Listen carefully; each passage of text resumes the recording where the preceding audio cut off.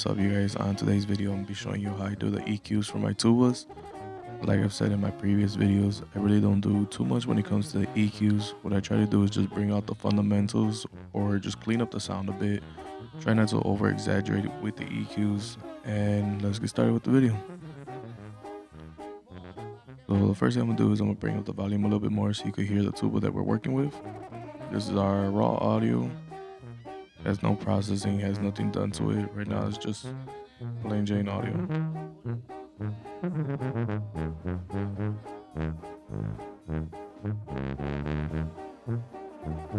I'll let you hear that for a few seconds so you can get an idea of what it sounds like, and then we'll get started with the EQing. So the first thing I'm gonna do with it, just like every other instrument, is I'm gonna put a low cut on it. You want to take out just that rumble that might be on stage, or the low end that it's picking up that's not needed in the tuba. You don't want to be taking out too much of it. So what I'm gonna do is I'm kind of gonna follow the natural curve that's already happening there. I'm just gonna bring it up ever so slightly. Now I don't want to completely take out all the low end. I want to have some space still.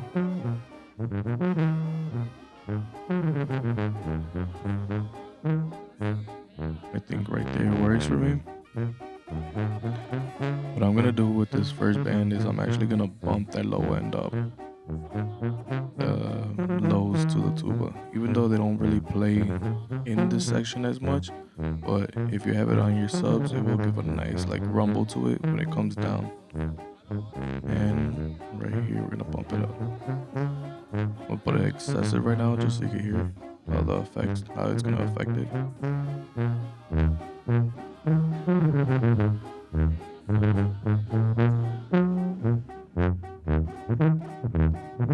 Helps give a nice little low end to the tuba, helps give some depth to it.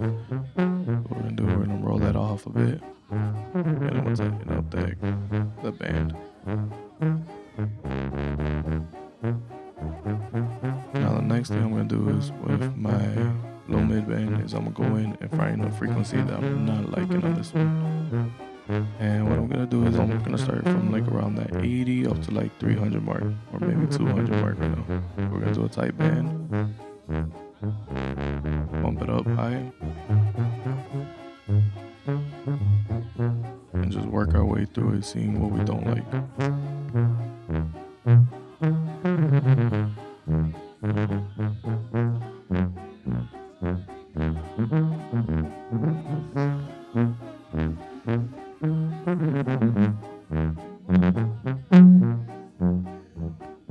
Right here, I'm not too much a fan of this spot. You kind of hear like a resonance that's kind of sticking around, especially when he gives like a hard push on one of the notes. What I'm gonna do, clear it up right here.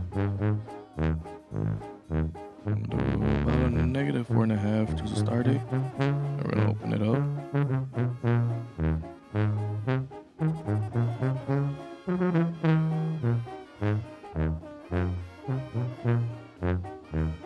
Bring it down a little bit more. I want to get a brighter sound out of it, so I'm gonna bring out that muddiness a little bit more still.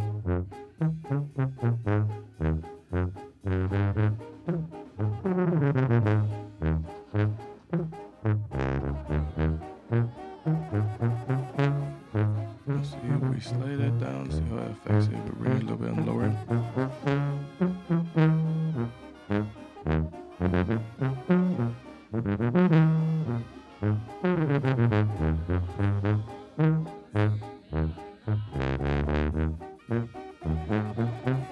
I feel like right here, if I put it here, it's gonna take out too much of that low end from the tuba. It's gonna sound really dry. So what I'm gonna do is I'm gonna put it more towards that other frequency. Okay. Now what we're gonna do is we're gonna look for our other frequency that we're not too much of a fan of. Same thing, bump it. And it's gonna be from like our 300 to maybe 2000. We're gonna find a frequency that's standing out a little too much or giving a little bit of resonance.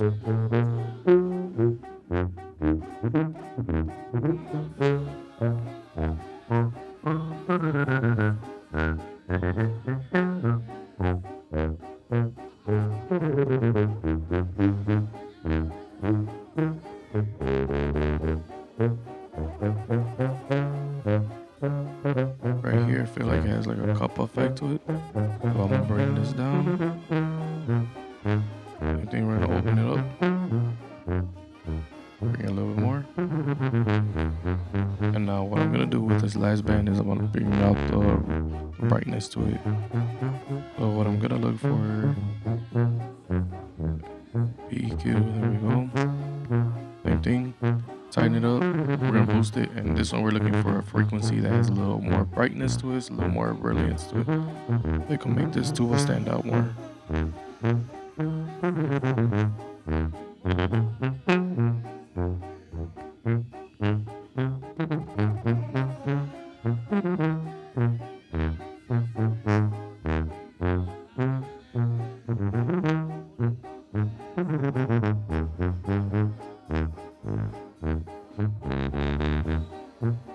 Right here is a little harsher, and I kind of want that harshness out of it.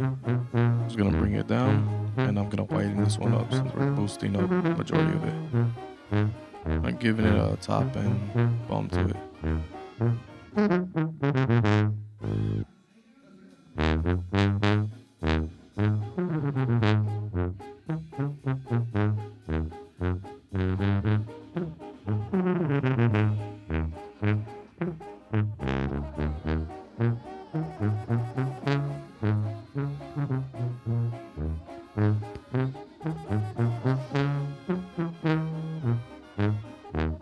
Okay, so now we're gonna go into our dynamics. We're gonna use our compressor again. Same thing, it's gonna be a 3-to-1 ratio since I don't want to take out too much of the low end from it. And what I'm gonna do is I'm gonna put my attack. I want the attack a little bit on the quicker side. I don't want it to be too slow. I still want it to take out a little harshness of it, but still leave a little bit there. And then for my hold, I'm gonna bring it down. I don't want to go into the next transients too much. But for my release, so that you could kind of control it a bit, I'm gonna leave it a little bit on the longer side. Let's see how this sounds, and we're gonna bring our threshold down right here.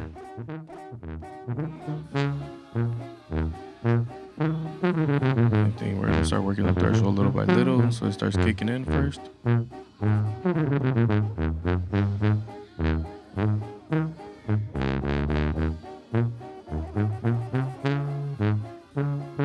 Right there, it's about 2 dB reduction in it. If you want for those like parts where he does his adornos, his fill to be a little smoother with it, you could go down more, but then you are sacrificing the sound of it. I'll bring it down so you can see how that affects it. And we'll play that little part again.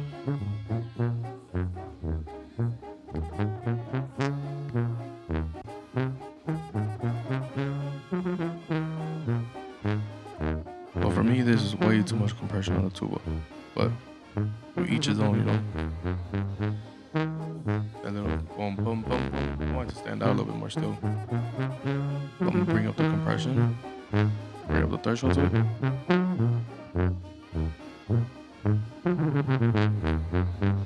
That's good right there. And then what I'm gonna do is bring up my gain.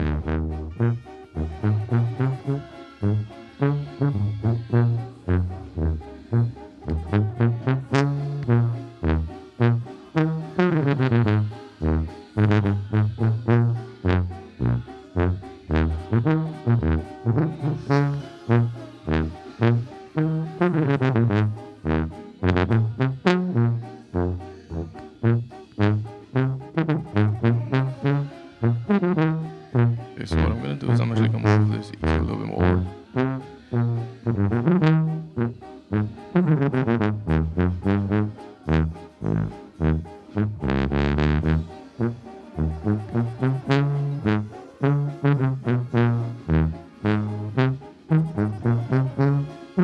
Okay, so now we're gonna go into our gate. On the gate, I tend not to put them too high, so that when the instrument has a pretty low note, I still want it to have the sound there. I don't want it to just completely cut it off. So what we're gonna do is we're gonna bring it up little by little.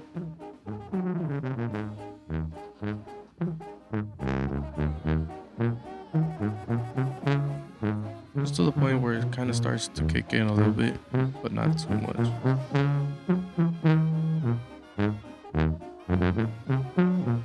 Okay,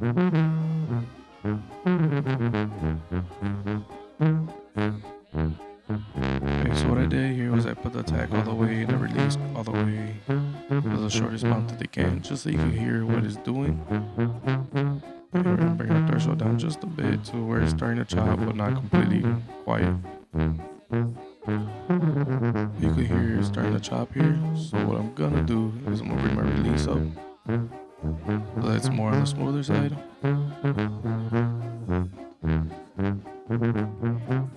Still a little too quick.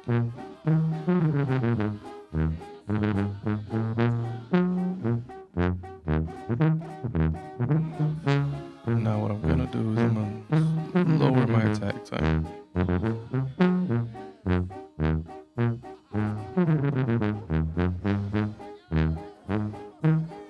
You can hear it's kind of cutting out. It's still a little too quick. So what we could do now is we're gonna bump up our hold time.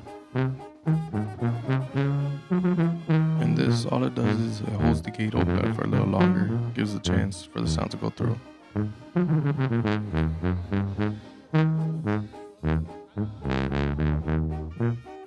Just to the point where it's just barely starting to cut in when it goes in between notes. I don't want it to be completely just cutting off everything. I think that's good right there. We'll bump this up a little bit. And now what we'll do is we'll go to our effects. Like usual, I'm gonna put the first effect up pretty high just so you can see how it affects it. And then I'll mute it, and then I'll do the same thing for the second one.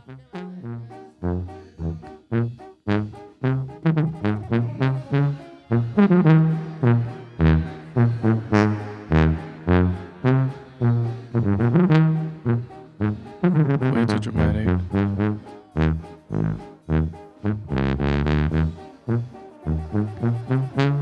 Also, if you're in a room that has a lot of reverb, you really don't need to add much of this, or sometimes you don't even need to add it. Just right now, the only reason I'm adding it is the mix has no reverb. You're getting the audio straight from the mixer right now, so there's no reverb, there'll be no effect to it. Just helps out a little bit with the warmth.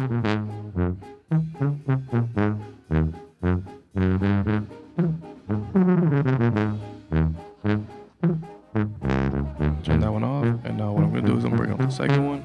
Same thing. Usually with the second effect, I try to put it a little bit lower. I don't want it to be as loud as that first one.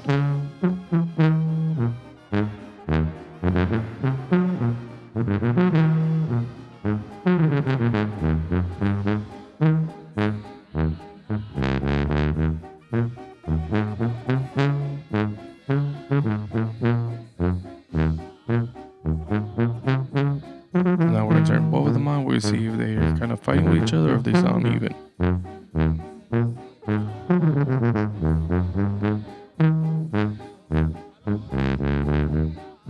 And let's bump it up a little bit.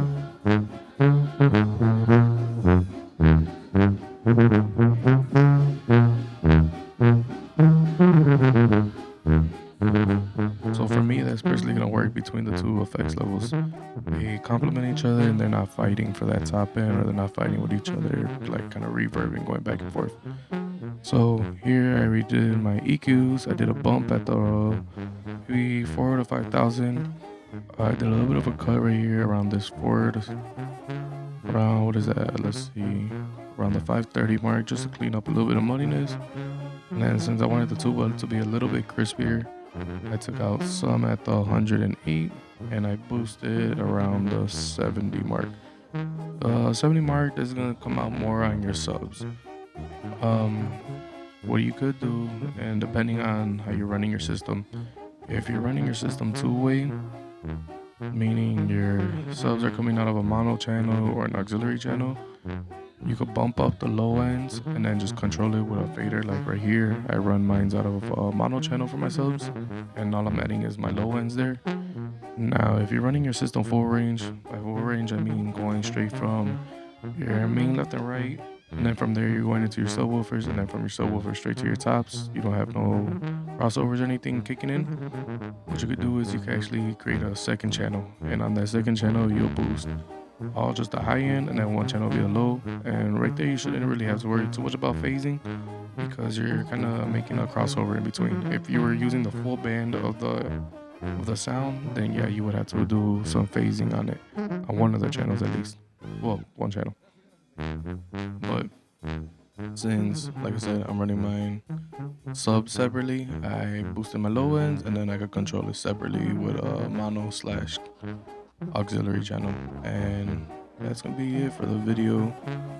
Like I said, I don't really do too much to my EQs. I try to keep them a bit more on the natural side.